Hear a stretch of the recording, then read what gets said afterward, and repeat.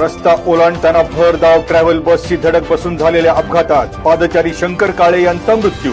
पुणे नाशिक बाह्यवळण मार्गावर पुण्याच्या दिशेने जाणाऱ्या लेनवर सोमवारी पहाटे 5:30च्या सुमारास घडली घटना। अपघातानंतर बस चालकाने ठोकली धूम। पाठलाग करून चाकणजवळ नागरिकांनी रोखली बस। बस चालकाला केले पोलिसांच्या हवाली। लोकशाही दिनी दांडी बहादर अधिकाऱ्यांना कारणे दाखवा नोटीस बजावणार। खेड तहसीलदार ज्योती देवरे यांनी प्रशासनाला दिले आदेश। पुढील लोकशाही दिना सर्व विभागांच्या प्रमुखांनी हजर राहणे बंधनकारक। तहसीलदारांनी काढले फरमान। मार्च महिन्यातील लोकशाही दिन भीमाशंकर इथे होणार असल्याचं तहसीलदार ज्योती देवरे यांनी केलं जाहीर।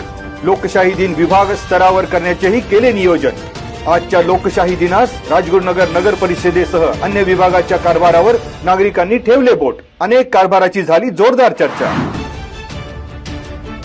दावडी गावात कृषी दूतांनी माती परीक्षण प्रात्यक्षिक केले सादर। ग्रामीण कृषी जागरूकता आणि औद्योगिक कार्यानुभव कार्यक्रमाअंतर्गत महात्मा फुले कृषी विद्यापीठ राहुरी संलग्न अंबी येथील पद्मभूषण वसंतदादा पाटील कृषी महाविद्यालयाच्या विद्यार्थ्यांचा सहभाग। माती परीक्षणाची शेतकऱ्यांमध्ये जनजागृती व्हावी यासाठी विद्यार्थी हर्षल घाडगे, गौरव बिरारी, स्पंदन चिंभेकर, सत्वित बंडेला, रोहन लोंढे आणि वितराग गांधी यांचा उपक्रमात पुढाकार।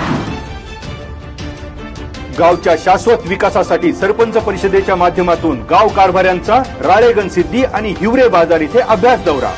ज्येष्ठ समाजसेवक अण्णा हजारे यांनी खेड तालुक्यातील सरपंचांना दिल्या गाव विकासाच्या खास टिप्स। आदर्श सरपंच पोपटराव पवार यांच्या संकल्पनेतून आणि लोकसहभागातून नावारूपाला आलेल्या हिवरे बाजार गावाला सरपंचासह 34 गाव कारभाऱ्यांनी दिली भेट।